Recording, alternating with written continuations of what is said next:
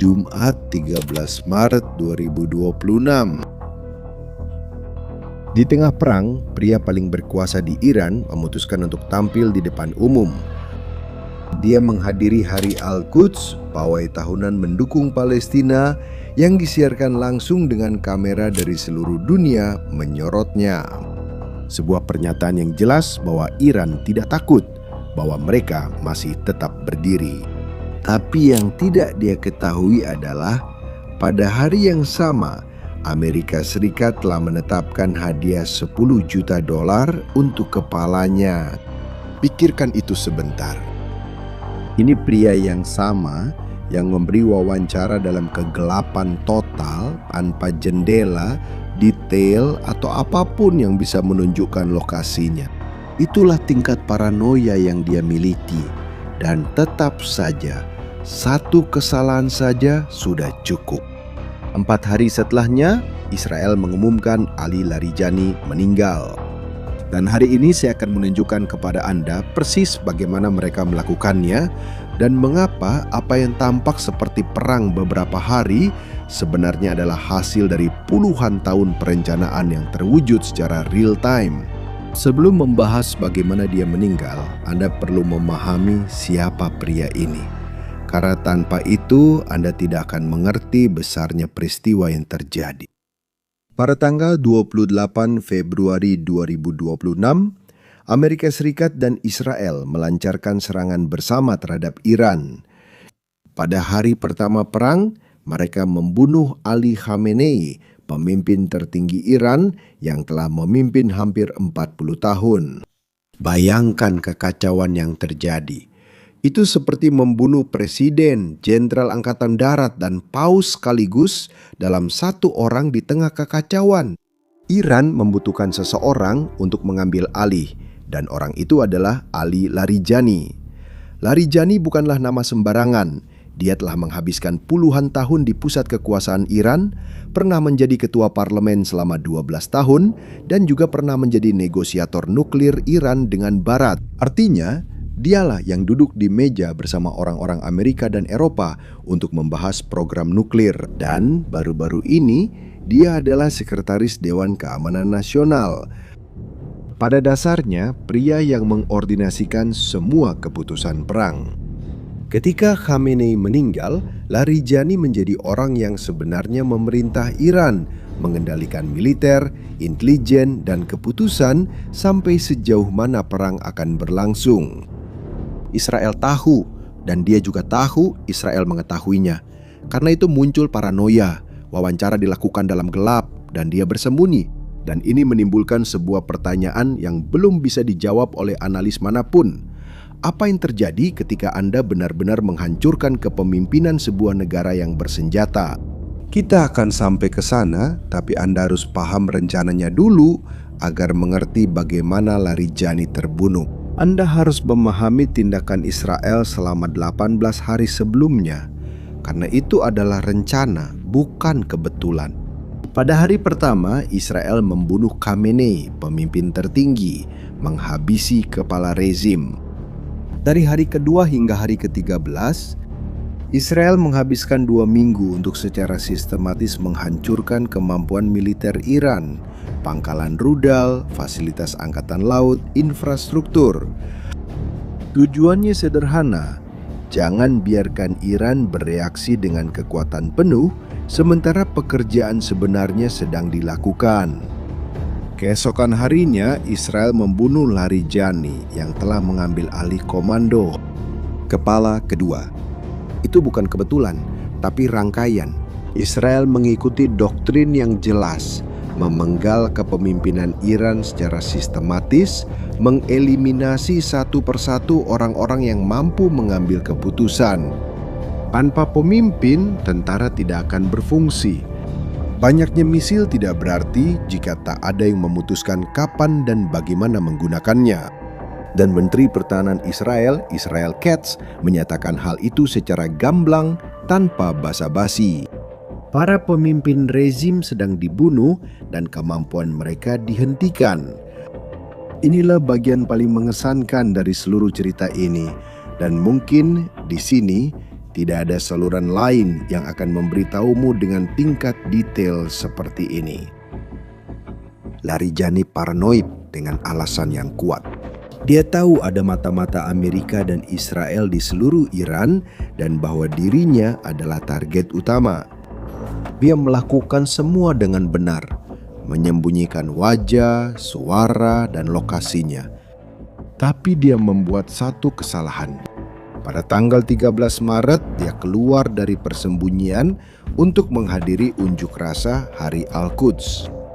Itu adalah keputusan politik, menunjukkan kepada dunia bahwa Iran masih berdiri, bahwa para pemimpinnya tidak melarikan diri. Sebuah unjuk kekuatan. Dan itu berhasil selama dia berada di unjuk rasa. Amerika Serikat dan Israel tidak akan menyerang seorang pemimpin di tengah kerumunan warga sipil. Dia tahu, jadi dia muncul, melambaikan tangan ke kamera dan berpidato.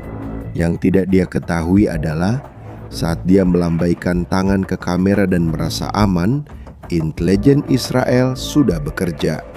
Setiap langkahnya dicatat, setiap rute yang mungkin dipetakan. Aksi unjuk rasa yang dijadikan propagandanya malah jadi awal jebakannya sendiri.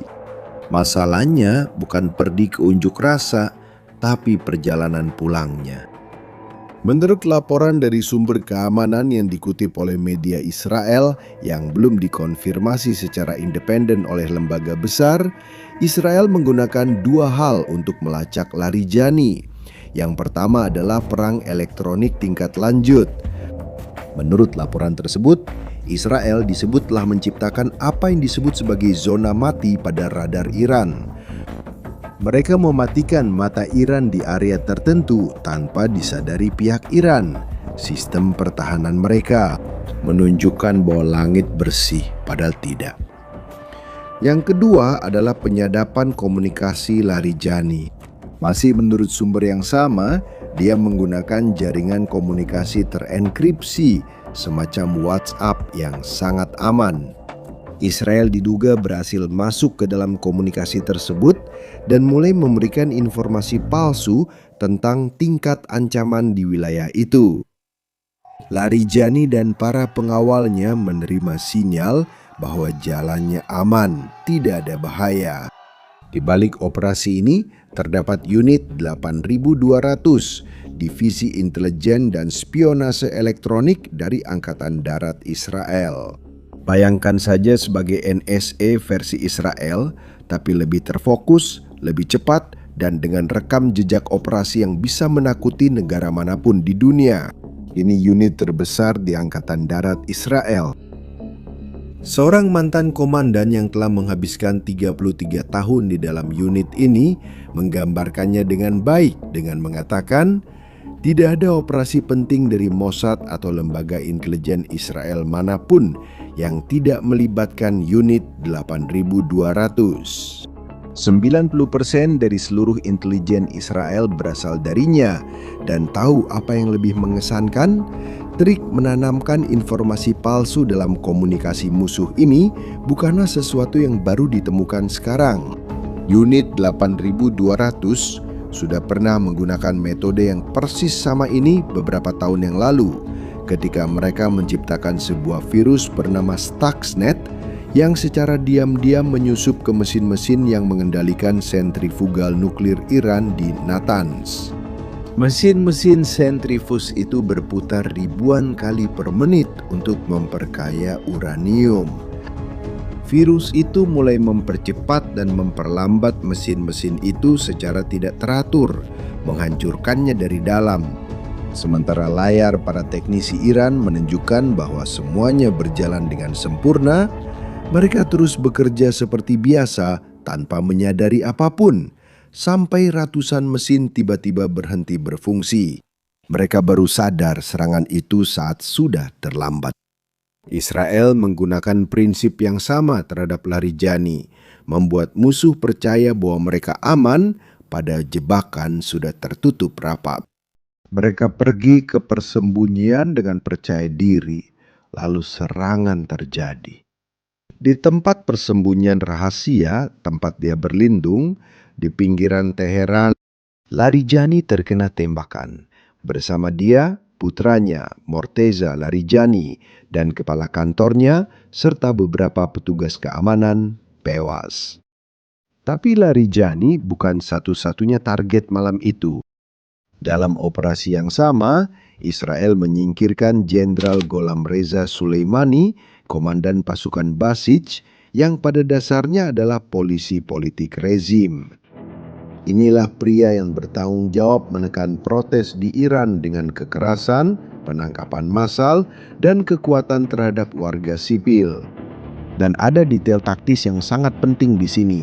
Soleimani tidak berada di markas besar. Dia beroperasi di markas sementara, sebuah tenda. Dia dan wakilnya dilarang menggunakan lokasi tetap. Alasannya, mereka tahu bahwa lokasi tetap itu rentan, jadi mereka harus berimprovisasi. Namun gagal. 2 target, 2 serangan pada malam yang sama terkoordinasi dengan presisi bedah. Inilah ironi paling kejam dari seluruh kisah ini. Beberapa hari sebelum meninggal, Jenderal Soleimani memberikan sebuah wawancara di mana dia menyatakan dengan penuh keyakinan bahwa Israel hanya mampu bertahan selama 10 hari. Setelah itu, Iran akan menang. Dia tewas pada hari ke-18 perang usai serangan terhadap Larijani. Israel melakukan tindakan yang mengubah situasi. Menteri Pertahanan Israel Katz mengumumkan bahwa tentara Israel diizinkan untuk mengeliminasi setiap pejabat Iran tanpa perlu persetujuan tambahan. Sebenarnya hanya ada satu syarat. Target harus sudah dipastikan dan rencana harus siap untuk dieksekusi. Pada praktiknya, ini berarti bahwa setiap pemimpin Iran yang muncul di radar Israel bisa segera dieliminasi tanpa birokrasi, tanpa menunggu rapat kabinet. Dan pada hari yang sama saat hal itu diumumkan, Menteri Intelijen Iran juga tewas. Israel tidak hanya bereaksi, tetapi juga memburu secara sistematis dan cepat. Dan disinilah ceritanya menjadi semakin rumit dan mengkhawatirkan. Karena apa yang akan terjadi selanjutnya adalah sesuatu yang hampir tidak dibicarakan oleh siapapun. Lihat, semua orang merayakan kematian Larijani sebagai kemenangan strategis bagi Israel. Secara militer, itu benar. Dengan menyingkirkan pemimpin musuh, Anda melemahkan musuh. Tapi ada sisi lain dari cerita ini yang jarang diceritakan orang. Larijani bukan hanya seorang komandan perang. Dia satu-satunya di Iran yang bisa melakukan kedua hal itu bersamaan. Beroperasi di dalam rezim, berbicara dengan para jenderal, mengambil keputusan militer, dan tetap bisa duduk di meja perundingan dengan Barat. Dia mantan negosiator nuklir Iran. Dia mengenal para diplomat Amerika dan Eropa. Dia tahu bagaimana berbicara dengan bahasa diplomasi internasional. Dia satu-satunya jalan keluar untuk mengakhiri perang ini lewat negosiasi. Seorang mantan duta besar Yordania untuk Amerika Serikat menggambarkan Larijani dengan baik. Dia tampaknya adalah satu-satunya orang yang bisa diajak bicara oleh komunitas internasional. Dengan tewasnya dia, sekarang sulit untuk mengetahui dengan siapa harus berbicara di garda revolusi. Artinya, dengan kata lain, Israel mungkin telah secara militer menyingkirkan satu-satunya orang yang bisa mengakhiri perang ini secara diplomatis. Tahukah Anda apa dampaknya bagi Iran? Pikirkan sebentar. Ali Khamenei tewas pada hari pertama, pemimpin tertinggi selama hampir 40 tahun. Ali Larijani tewas 17 hari kemudian. Pria yang mengambil alih kepemimpinan setelah Khamenei, Menteri Intelijen, tewas pada hari yang sama dengan Larijani. Dan pemimpin tertinggi yang baru, Mujtaba Khamenei, putra dari pemimpin sebelumnya, yang terpilih dengan tergesa-gesa setelah ayahnya meninggal, tiba-tiba menghilang, tidak pernah muncul di depan umum, tidak pernah memberikan wawancara, tidak ada yang tahu pasti di mana dia berada. Presiden Trump mengatakan tanpa bukti bahwa dia mendengar Mujtaba sudah meninggal. Pikirkan apa artinya ini dalam prakteknya. Iran adalah negara dengan salah satu persenjataan rudal terbesar di Timur Tengah. Dengan uranium yang diperkaya, disembunyikan di bunker bawah tanah. dengan kekuatan militer yang tersebar di seluruh wilayah. Dengan kemampuan menutup Selat Hormuz, jalur yang dilewati 20% minyak dunia. Negara ini mungkin dipimpin hantu atau bahkan tanpa pemimpin sama sekali. Israel selama 18 hari menjalankan strategi jelas, secara sistematis mengeliminasi siapapun yang bisa mengambil keputusan di Iran. Itu berhasil, setidaknya di atas kertas. Tapi Anda ingat pertanyaan yang saya ajukan di awal tadi? Apa yang terjadi ketika Anda benar-benar menghancurkan kepemimpinan sebuah negara yang bersenjata? Saat ada lagi yang berwenang berkata berhenti menembak. Siapa yang menghentikan misil? Siapa yang memutuskan negosiasi? Dan siapa yang menentukan Selat Hormuz dibuka atau ditutup? Rezim tanpa pemimpin tak selalu berhenti. Kadang situasinya makin berbahaya karena tiap jenderal dan komandan regional bertindak sendiri tanpa koordinasi atau kendali. Israel sedang menghancurkan kepalanya, tetapi tubuhnya masih berdiri, bersenjata, dan semakin lama tanpa seseorang yang mengendalikan apa yang dilakukannya. Seperti yang Anda lihat, ini bukan sekadar perang yang kini memasuki hari ke-19, tetapi operasi yang telah berlangsung puluhan tahun dan kini terwujud. Israel tidak tiba-tiba bangun pada Februari 2026 dan memutuskan untuk bertindak. Mereka tahu persis siapa yang harus dibunuh, urutannya, dan caranya. Setiap nama didaftar, tiap tempat persembunyian yang ditemukan. Ini hasil dari bertahun-tahun intelijen, kesabaran, dan perencanaan yang presisi. Pertanyaan yang tersisa sekarang bukan apakah Israel akan menang, tapi apa yang terjadi setelahnya. Ketika seluruh pimpinan musuh dieliminasi, siapa yang tersisa untuk menandatangani perdamaian? Sekarang saya ingin tahu pendapat Anda. Apakah Anda percaya bahwa Iran bisa melakukan reorganisasi tanpa kepemimpinan yang jelas? Atau ini adalah awal dari akhir rezim tersebut? Bagikan pendapat di kolom komentar. Jika video ini membuat Anda berpikir, bagikan ke orang yang perlu memahami situasi di Timur Tengah. Jangan lupa subscribe agar tidak ketinggalan episode perang ini. Sampai jumpa di video selanjutnya.